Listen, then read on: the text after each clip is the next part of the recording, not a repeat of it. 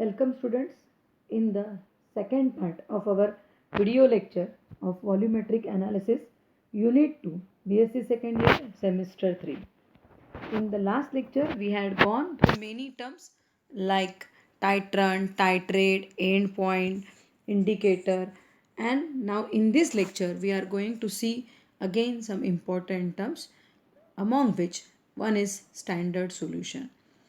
Volumetric analysis depend on the use of at least one standard solution. Now what is this standard solution? Standard solution is the solution whose concentration, whose strength is to be known. The solution having the known concentration means we know that this solution belongs to how much strength. So that solution we called as a standard solution. A standard solution is prepared by dissolving an accurate weighted quantity of a highly pure substance. That is, we required a highly pure substance and it is prepared by dissolving an accurate quantity of highly pure substance. So standard solution is one term which we can come under this volumetric analysis. That is, this is a known strength solution. Among this, we can classify the standard solution into two types, that is primary standard solution and secondary standard solution. Highly pure substance which is used to prepare standard solution by direct weighing it is known as primary standard substances. Okay, that is, we can directly weigh the substance and we can prepare the solution from it. That substance we call as a primary substance, and the solution prepared from it is known as primary standard solution. Those substances whose solution cannot be prepared by direct weighing are, means what, we cannot prepare the solution by direct weighing, they are not used as a primary standard solution, and that solution we called as a secondary standard solution. So these are the important terms for volumetric analysis. For volumetric analysis we require at least one standard solution. Standard solution is the solution whose concentration, whose strength is to be known, and it is prepared by directly dissolving the weigh quantity of the substance, and we get the formation of standard solution. But the substance which solution we cannot prepare directly by just dissolving the weigh quantity of the substance, that substance we call as a secondary substance, and the solution is called as secondary standard solution. Here again, secondary standard substance, the substance whose solution cannot be standardized or strength cannot be determined by the help of primary standard solution is known as secondary standard substance, and the solution is known as secondary standard solution. Example of this is NaOH, HCl, KMnO4, FeSO4, etc. Now there are different reasons why we are not using these substances as a primary standard substance, that we comes in the next slide. So for that purpose we can just observe the requirement for a substance to be primary standard. Which substance act as a primary standard? So it must be available in a pure form and should be non-toxic. It should not be hygroscopic. Hygroscopic means many substances they have the ability to absorb the moisture, okay, or they can deliquescence forms that turns into the solution, they can liquefy themselves. Such substances are not useful for the preparation of primary standard. It should have high molecular weight. Now why this substance turns into liquid form? Because they are having the low molecular weight, low melting point. So at room temperature these solid substances get converted into the liquid form. Such substances we cannot use as a primary standard substances, and we cannot prepare their solution as a primary standard solution. So the essential condition is that it must be in a pure form. That substance should not be hygroscopic, that is it don't have the ability, hygroscopic means ability to absorb the moisture. So such substances we cannot use as a primary standard substance. Against it does not turns into the solution after keeping for a some time. Then it should have a high molecular weight or equivalent weight so as to minimize the weighing error during the weight. when we are doing the weight. For that purpose, many errors comes in weighing the substances, and to avoid this, if the substance is having the high molecular weight or equivalent weight, that substance is suitable to act as a primary standard substance. Then it should be readily dissolved in water. The main condition for the substance to act as a primary standard substance, it should be readily dissolved in water. It should be stable. In other words, the composition of the substance should not change in solid or in solution state for a long time. If we kept the solution for a long time, then the composition should not be changed. If it is a primary standard substance, so we can say that the primary standard substance solution should be stable. It should, that substance should be stable. There are various examples of primary standard used in various kinds of titration. We know that the different types of titrations are there: acid base titration, then oxidation reduction titration, again precipitation titration, complex formation titration. We are going to study in the next lecture regarding all these type of titration, and in these titrations we are using different types of primary standard solution. So in case of acid base titration, we are using sodium carbonate as a primary standard solution. Again, in addition to sodium carbonate, potassium hydrogen phthalate is also used as a primary standard substance in case of acid base titration. Succinic acid, benzoic acid is again used in case of acid base titration as a primary standard solution. In case of oxidation reduction titration, potassium dichromate, potassium iodate, oxalic acid, sodium oxalate, arsenic oxides can be used as a primary standard solution. Then in precipitation titration, where we need a formation of precipitate, generally we are using silver nitrate solution as a primary standard solution. Then again sodium chloride and potassium chlorides are also used as a primary standard in case of precipitation titration. Complex formation titration. In this case also silver nitrate, sodium chloride, zinc, magnesium, lead salt, EDTA sodium salt are used as a primary standard in case of the titration. So this is related to the various solutions that we can use as a primary standard solution in different types of titration. Now see some important terms. We can express this concentration. Again and again we are saying that this concentration is known, strength is known. Now this concentration or strength of the solution we can express in different terms. That you may be familiar with these terms from 12th standard, from 10th standard you are going to see these terms, and these are very important terms. So we can use the concentration or express the concentration in different terms. Number one is normality. Number of gram equivalent of solute dissolved in 1 liter of a solution is called as normality. That is, normality is equal to gram equivalent weight of the solute upon number of replaceable H positive or OH negative ion. Now H positive for acidic substances and OH negative for the base. So normality we can define as a number of gram equivalent of a solute dissolved in 1 liter of a solution. It is called as normality. Now this normality, for example, consider the example of NaOH. What is the molecular weight of NaOH?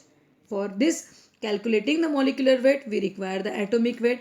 So atomic weight of Na is 23, oxygen 16, hydrogen 1. And by addition of this atomic weight, we get the molecular weight of that compound.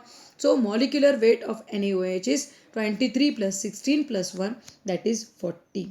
Now whenever we can say that we want to prepare one normal solution, we can dissolve 40 gram of NaOH in 1000 ml of water. That is, when we dissolve 40 gram, because its molecular weight is 40, as well as equivalent weight is also 40, because number of replaceable hydroxyl groups are only 1. So 40 gram of NaOH when dissolved in 1000 ml of water, we get one normal solution. Suppose we want to prepare 0.1 normal NaOH solution, then we have to take 4 gram of NaOH and we have to dissolve this 4 gram of NaOH in 1000 ml of water, so that the normality of NaOH, it becomes 0.1 normal. Similarly, for 0.01 normal, the weight of the NaOH required is 0.4 gram in 1000 ml of water. In this way, we can prepare different normality solution. For that purpose, we use atomic weight, molecular weight. From molecular weight, we comes to know the equivalent weight. So what is this equivalent weight? How we can calculate this equivalent weight? I have already explained you, that is the molecular weight. The equivalent weight of acid, it is equal to molecular weight upon number of replaceable hydrogen atom. For example, in case of HCl, H and Cl, H atomic weight 1, Cl 35.5. So its molecular weight becomes 36.5 gram. Now the number of replaceable hydrogen atom, HCl, it contain only one hydrogen atom. So equivalent weight of acid HCl, it becomes 36.5 divided by 1, that is it is equal to 36.5. But when it is the case, whenever there are presence of two replaceable hydrogen atom, for example in case of H2SO4, in case of H2SO4, the molecular weight, which is obtained by addition of atomic weight of different atoms present in H2SO4, it is 98 gram. So for the calculation of equivalent weight of H2SO4, molecular weight divided by number of replaceable hydrogen atom, 98 divided by 2 hydrogen atoms are there, H2. So 98 divided by 2, so it becomes 49 gram. Similarly, in this way we can calculate the equivalent weight. Equivalent weight of base is also equal to molecular weight upon number of replaceable hydroxyl ion. Then the second term by which we can express the concentration is molarity. This is the number of moles of solute dissolved in 1 liter of the solution. It is called as molarity. Now molarity is directly related with the molecular weight. Normality is related with the equivalent weight and molarity is related with the molecular weight. Whenever the molecular weight and equivalent weight is same, in that case generally molarity is equal to normality. Now for the preparation of, suppose we want to prepare the 1 molar solution. Similarly, we get the same terminology, that is NaOH having the molecular weight 40 by the addition of the atomic weight of Na plus O plus H, and we get molecular weight as 40. Now 1 molar solution of NaOH, it requires 40 gram of NaOH dissolved in 1000 ml of water. Again 0.1 require 4 gram of NaOH dissolved in 1000 ml of water. And for the preparation of 0.01 molar NaOH solution, we have to use 0.4 gram of NaOH, which is dissolved in 1000 ml of water. In this way we can calculate the molarity. This is a molarity. It is a term by which we can express the concentration.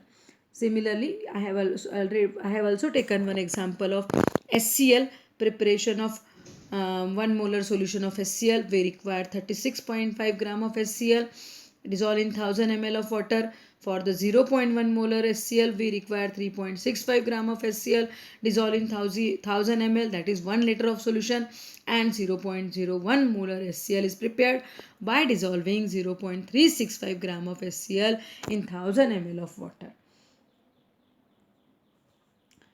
Here there are again preparation of these substances. 1 molar 40 gram of NaOH, same condition because they are having the same molecular weight and equivalent weight. Then the mole fraction. This is a important term. Mole fraction. There may be problems on the calculation of normality, molarity, mole fraction. This is a very simple term. Mole fraction of any component in a mixture is the ratio of the number of moles of it to the total number of moles to all the component present. For example, suppose in a solution, ethanol is there and water is there. So mole fraction for ethanol, it is equal to the moles of ethanol divided the moles of the ethanol plus moles of water. So this is a simple formula by which we can calculate the mole fraction. It is denoted like XA, which is equal to, suppose we want to, mole fraction of any component can never be greater than 1 and sum of them all mole fraction is equal to 1. Suppose in any substances any solution, three types of substances are there, A, B and C. Now we want to calculate the mole fraction of A. So mole fraction of A, it is denoted as XA. It is equal to Na, that is number of moles of A divided by number of moles of A, number of moles of B plus number of moles of C. If three components are there, if two components are there, then Na upon Na plus NaB. So in this way we can calculate the mole fraction. Now the last step for the in our syllabus to calculate or to express the mole concentration is percent composition. It is a very simple term. We can express this percent composition in three types. By weight. The percent composition by weight is the number of gram of solute present in 100 gram of solution. It is weight by weight. We can say that weight by weight, that is the percent composition by weight is the number of gram of solute present in 100 gram of solution. Then what is weight by volume? Volume by volume, the percent composition by volume is the volume of the solute present in 100 cc's of the solution. 100 gram of the solute present in 100 gram, it is weight by weight. Volume by volume means that is the volume of the solution present in 100 cc's of the solution. And the third term is by weight per volume, that is weight by volume, that is number of gram dissolved in 100 cc's of the solvent, it is weight per volume. So these are some terms by which we can express the concentration, normality, molarity, mole fraction, molality as well as percent composition. So here we have studied the different terms: standard solution, primary standard solution, secondary standard solution, different types of primary standard solution used in different titration, then the different terms which we can use to express the concentration, normality, molarity, molality, mole fraction and percent composition. In the next lecture, we can see some problems related to this and the further topic of this volumetric analysis. So, thank you very much.